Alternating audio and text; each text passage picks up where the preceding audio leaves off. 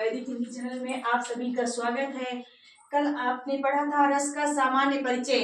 आज हम देखेंगे रस के प्रकार। सबसे पहले जब आप सामान्य परिचय बेसिक जानकारी रस के बारे में रखेंगे तब आपको रस समझ में आएगा, इसलिए पिछली वीडियो आप जरूर देखें।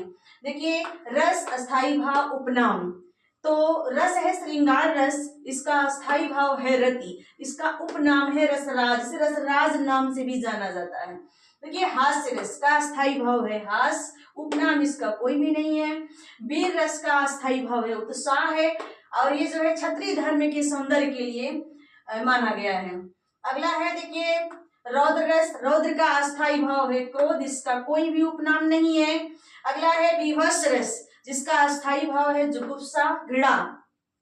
शांत रस का पूर्वगामी इसे कहा जाता है। भयानक रस का अस्थाई भाव है भय, और इसका कोई उपनाम नहीं है। अगला है अद्भुत रस, विस्मय, क्या है विस्मय अस्थाई भाव, जहां आश्चर्य हो आपको, इसका कोई भी उपनाम नहीं है। अगला है करुण रस, अस्थाई भाव है शोक, मानवता का उद्धार इसे कहा जाता है। अगला है शांत रस, जिसका अस्थाई भाव है निर्वेद या सम, आत्मा की मुक्ति कहा जाता है इसे। वात्सल्य रस, जिसका अस्थाई भाव है वत्सल, इसका कोई उपनाम नहीं है। भक्ति रस, जिसका अस्थाई भाव है भक्ति विषयक या ईश्वर विषयक, इसे आत्मा का श्रृंगार कहा जाता है। भरत मुनि ने सिर्फ 8 रसों को माना है। 8 रस यहाँ तक है, करुण रस, श्रृंगार रस, हास्य रस, वीर रस, रौद्र रस, विभत्स रस, भयानक रस, अद्भुत रस और करुण रस। तो भरत मुनि ने 8 रस माने हैं। भरत मुनि के अनुसार 8 रस है। 9वां रस है शांत रस। अगर बेसिक पूछा जाए रस के प्रकार, तो रस के प्रकार में आप बताएंगे 9। जब भरत मुनि के अनुसार पूछा जाए तो 8 बताएंगे। उसी हिसाब से अस्थाई भावों की संख्या यदि भरत मुनि के अनुसार पूछी जाए तो वहां पर 8 बताएंगे। सामान्यतः रस पूछा जाए तो 9 बताएंगे। जब कुल रसों की संख्या पूछी जाए तो वहां पर आप 11 बताएंगे।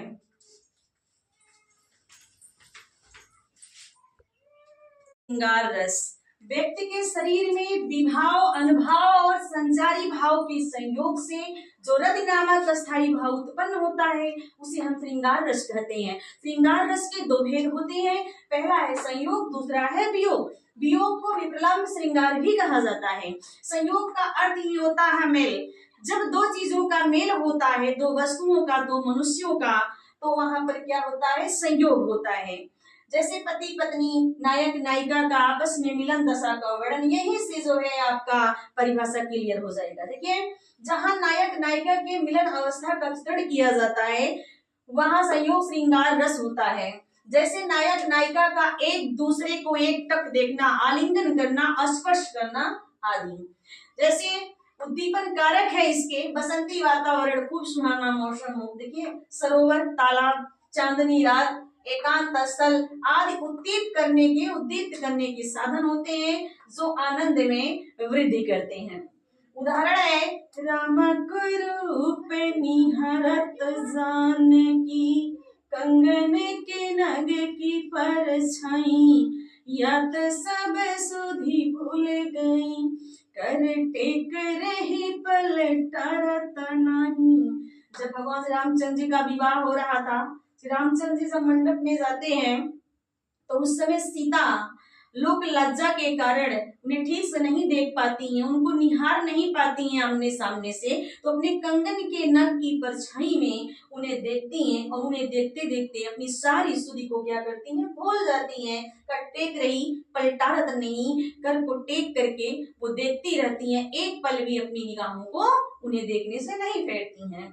तो यहाँ पर क्या हो गया, मिलन दशा का वर्णन हो रहा है, इसलिए यहाँ पर क्या हो गया, श्रृंगार रस हो गया। बतरस लालच लाल की मुरली धरी लुकाए, यहाँ गोपियां जो है श्री कृष्ण को रिझाती हैं, बातों बातों की लालच में ये क्या करती हैं, मुरली को चुरा लेती हैं। अगला है देखी रूप लोचन ललचाने, हर से जनु निज निधि पहचाने, थके नयन रघुपति छवि देखे, पलकन छू परि हरि निमेखे। ये भी संयोग रस का उदाहरण है। योग श्रृंगार रस, जहां नायक नायिका के बिछुड़ने, दूर शहर में रहने के स्थिति का वर्णन होता है, वहां पर वियोग श्रृंगार रस होता है। उदाहरण, आंखों में प्रेम मूर्ति थी, भूले थे सब वो, हुआ योग से अधिक भी उसका विषम वियोग। आगे देखेंगे उधो मन भये न 10-20। यहाँ पर गोपियां जो है सूरदास जी लिखे हैं, गोपियों के वियोग का वर्णन किए हैं। गोपियां कहती हैं कि हमारे मन चक्री के समान 10-20 नहीं है, कभी हम इनको चाहेंगे कभी उनको चाहेंगे। फिर अवध यधार या श्यावन की तन मन विधा सही। भगवान श्री कृष्ण के वियोग में गोपियां जो है उनके आने का बाट जो रही हैं, कहती हैं उनके आने की आस में इंतजार करते करते हम बिरहड़िया जो है उनकी विरह में अपने तन मन सबको जला रही हैं। हमारे घर हारी लकड़ी, यहाँ वियोग है। अब यही तुरंत देख लेते हैं हम करुण रस। जहाँ किसी प्रिय वस्तु के नाश अनिष्ट के प्राप्ति से जो चित्त में बेचैनी उत्पन्न होता है वहाँ करुण रस होता है, वहाँ उसे करुण रस कहते हैं। जैसे रुदन छाती पीटना मूर्छित होना, ये इसकी पहचान है। मेरे हृदय के हर्ष हा मन्यू, अब मन्यू अब तू है कहाँ, दृढ़ खोल कर बेटा तनिक तो देख हम सबको यहाँ। मामा खड़े हैं पास तेरे तू है वहीं पर पड़ा, निज गुरजनों के मान का तो ध्यान था तुझको बड़ा। यहाँ पर जब अभिमन्यु की मृत्यु हो जाती है तो उनकी माता जो है हृदय से लगाकर कहते हैं मेरे हृदय के प्यारे प्रसन्नता अभिमन्यु तुम कहाँ हो, अब तू कहाँ हो, विलाप करती हैं, बहुत रोती हैं। यहाँ करुण रस है। दृढ़ खोल कर बेटा तनिक तो देख हम सबको यहाँ, है बेटा थोड़ी सी आंखें खोल कर हम सबको देखो। फिर कहते हैं मामा खड़े हैं पास तेरे तू है वहीं पर पड़ा, यहाँ तो तुम्हारे मामा तुम्हारे पास खड़े हैं और तुम धरती पर पड़े हो। निज गुरुजनों के मान का तो ध्यान था तुझको बड़ा, तुम्हें तो अपने गुरुजनों के मान सम्मान का बहुत बड़ा ध्यान था। माँ विलाप करती है यहाँ पर, तो वहां पर क्या होगा करुण रस। अगला है शोक विकल सब रोवहि रानी, रूप श्री देखु बखा सब देखु बखानी, करहि विलाप अनेक प्रकारा, परिहि भूमि तल बारहि वारा। यहाँ पर इस समय का वर्णन है जब एक विधवा स्त्री होती है, उसका पति मर जाता है, उस समय जब श्राद्ध किया जाता है या 13वीं इत्यादि की जाती है तो उस समय सभी लोग भोजन करते हैं, पंक्ति में बैठते हैं। तो उसी समय का वर्णन है कि यहाँ पर रानियां जो है शोक से विकल होकर व्याकुल होकर रोती हैं और उस समय सब लोग क्या करते हैं पाती में बैठकर पंक्ति में बैठकर भोजन करते हैं। ये कैसा विधान है, ये इसका वर्णन हुआ है। वात्सल्य रस, बालकों के मनोभाव चेष्टाओं आदि से माँ के हृदय में जो भाव उत्पन्न होता है उसे हम वात्सल्य रस कहते हैं। उदाहरण यशोदा हरि पालने झुलावे, यशोदा भगवान श्री कृष्ण को पालने में झूला झुलाती हैं, हलरावे दुलरावे जोई जोई आवे सो कहावे आदि। आगे है मेरे लाल को आव निदरिया काहे ना आन सुआवे। अगला है तुम्हारी याद अंतरित मुस्कान मृतक में भी डाल देगी जान। बच्चे का बाल मनोहर जो रूप होता है उसको देखकर जो मन में भाव उत्पन्न होता है उसे हम वात्सल्य रस कहते हैं।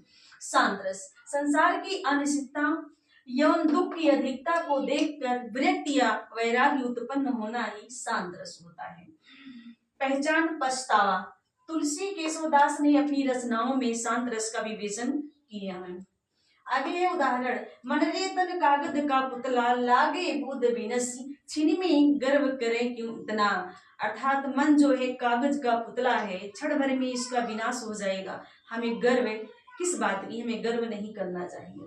अगला है साधना मेरी अधूरी मैं विरह में जल न पाई, व्यर्थ बीती आयु सारी मैं सजन की हो न पाई। कहती मेरी साधना जो है अधूरी रह गई, मैं विरह में जल रही थी लेकिन व्यर्थ मेरी सारी उम्र सारी जिंदगी ऐसे ही निरर्थक बीत गई, लेकिन मैं सजन की अर्थात परमात्मा की ईश्वर की नहीं हो पाई।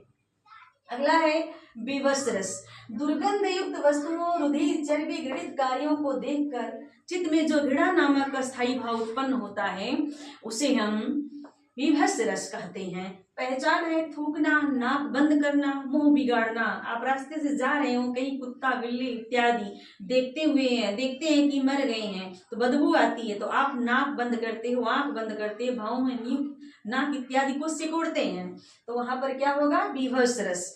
पहचान है थूकना, नाक बंद करना, मुंह बिगाड़ना आदि। उदाहरण, बहुत फेमस उदाहरण है। सिर पर बैठा काग आंख दो खात निकारत, खींचे जीवे सियार अति आनंद उधारत, गीध जाग के मांस को खोदी खोदी उदारत, स्वान अंगुरी काट काट के खात विचारत। अर्थ है कि सिर पर बैठा कोई जानवर है, मरा हुआ है, जो कौवा है सिर पर बैठकर उसके दोनों आंखों को निकाल निकाल कर खा रहा है, बड़ा हृदय विदारक है। खींचे ही जीव सियार अति आनंद उधारत, और जो सियार है जीव को खींच खींच कर बहुत आनंदित होकर खा रहा है। अगला है गिद्ध जांग के मांस खोदी खोदी उदारत, और जो गिद्ध है उस जांग के मांस को खोद खोद कर उजार उजार कर खा रहा है। श्वान अंगुली काट काट के खाते विचारत, और जो कुत्ता है अंगुलियों को काट काट कर जो है बड़े आनंद से खा रहा है। ऐसी अवस्था में घृणा उत्पन्न होता है, इसलिए यहाँ पर विभत्स रस है। भयानक रस, भयंकर प्राकृतिक दृश्यों को देखकर, प्राणों को संकट में देखकर, शत्रु के बारे में सुनकर जो मन में भाव प्रकट होता है उसे भयानक रस कहते हैं। जैसे पहचान है मुंह का रंग उड़ जाना, कभी होना, डर जाना। मान लो आपके सामने शेर आ गया तो आप क्या करेंगे? डर जाएंगे। तो उदाहरण है, एक और असगरहि लगी एक और मृगराय, विकल बटो ही बीच ही पर्यो मूर्छा खाए, नभते झटपट बाज लगी भूलियो सकल प्रपंच, कंपित तन व्याकुल नयन लावक हिलियो नाम रंज। यहाँ पर कहा जा रहा है कि एक तरफ अजगर था और एक तरफ शेर था। अजगर था, एक तरफ शेर था, और बीच में एक राही था। अब क्या करे? पर्यो मूर्छा खाए, दोनों को देखकर वह गिर जाता है, मूर्छित हो जाता है। किधर जाए? एक तरफ जाता है तो उधर अजगर है, दूसरी तरफ जाता है तो उधर शेर खड़ा है खाने के लिए। ठीक है, नभते झटपट बाज लगी भूलियो सकल प्रपंच, और ऊपर से जो है नभ से बाज झपटना चाह रहा है, वो सारे प्रपंच को सब कुछ भूल जाता, स्तब्ध हो जाता है। कंपित तन व्याकुल नयन लावक के भीलियो नरंज, वह कंपित हो जाता है, कांपने लगता है, उसके नयन जो है व्याकुल हो जाते हैं, इसमें सब कुछ वह भूल जाता है। अगला है रौद्र रस, अपने प्रियजनों की निंदा हानि अथवा विरोध से हृदय में क्रोध नामक जो अस्थायी भाव उत्पन्न होता है वहां पर रौद्र रस होता है। पहचान है भौहों का तन जाना, नेत्र लाल होना। उदाहरण है, रे रिपुबालक काल बस बोलत तो ही न सहार, धनु ही संत्रिपुरार धन विदित सकल संसार। आप देखेंगे सीता स्वयंवर में जब धनुष श्री रामचंद्र तोड़ देते हैं तो परशुराम क्रोधित होकर आते हैं, तो उनको समझाया जाता है लक्ष्मण और राम के द्वारा, और तब लक्ष्मण कहते हैं वहां पर, यह धनुष तो बहुत छोटा था, मैंने बचपन में बहुत छोटी छोटी धनुषियां तोड़ डाली थी, तब आप इतना क्रोध नहीं किए थे, इस धनुष पर इतना क्रोध क्यों कर रहे हैं? तब उस समय उनका जवाब था कि हे राजा के पुत्र, तुम अपने मौत के वशीभूत होकर बोल रहे हो। यह धनुही जिसको संपूर्ण संसार जानता है, या भगवान शिव का धनुष जो संपूर्ण संसार जिसको जानता है, उसकी तुलना तुम छोटी छोटी धनुइयों से कर रहे हो। अगला है अद्भुत रस, किसी असाधारण अलौकिक वस्तु को देखकर उत्पन्न होने वाला आश्चर्य का भाव ही अद्भुत रस कहलाता है। उदाहरण, देख यशोदा शिशु के मुख में सकल विश्व की माया, क्षण भर को बनी अचेतन हिल सकी न कोमल काया। जब भगवान श्री कृष्ण बचपन में अपने मुंह को मिट्टी खाए रहते हैं, माँ बोलती है अपने मुख को दिखाओ, जब यशोदा खुलवाती है मुंह तो उसमें देखते हैं संपूर्ण ब्रह्मांड को, तो वह चकित हो जाती हैं और क्षण भर के लिए वो बेहोश हो जाती हैं, अचेतन अवस्था में आ जाती हैं। अगला है लक्ष्मी थी या दुर्गा स्वयं वीरता की अवतार, देख मराठे पुलकित होते उसकी तलवारों की वार। जब वो लक्ष्मीबाई युद्ध मैदान में मराठों से युद्ध करती हैं तो वो लोग आश्चर्यचकित होकर सोचते हैं ये लक्ष्मी है कि दुर्गा की अवतार हैं। मराठे जो है हर्षित हो जाते हैं उनकी तलवारों की वार को देखकर। यहाँ पर वीरता का वर्णन। अगला रस है भक्ति रस, अपने आराध्य के प्रति हृदय में असीम भक्ति भावना का उद्बोधन होना ही भक्ति रस होता है। पहचान है शरणागत होना, समर्पित होना। उदाहरण, मेरे तो गिरधर गोपाल हो दूसरो न कोई, जाके सिरे मोर मुकुट मेरो पति सोई, मेरे तो गिरधर गोपाल हो दूसरो नहीं कोई। ये है यहाँ पर भक्ति रस। अगला है हास्य रस, लास्ट रस, और हंसते हंसते आप पढ़िए, हंसकर बोर हो गए होंगे ताकि दिमाग को कुछ शांति मिले।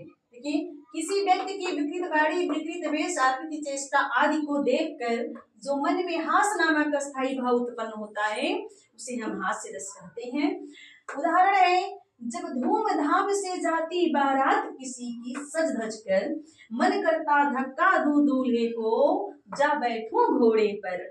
सपने में मुझको अपनी शादी होती दिखती, वरमाला ले दुल्हन बढ़ती नींद तभी खुल जाती है। मान लो कोई सपना देख रहा हो कि सज धज कर बारात जा रही है, तो ये इच्छा होता है हम इसको धक्के देकर, किसको, दूल्हा को धक्का देकर घोड़े पर बैठ जाते हैं और शादी रचाते हैं।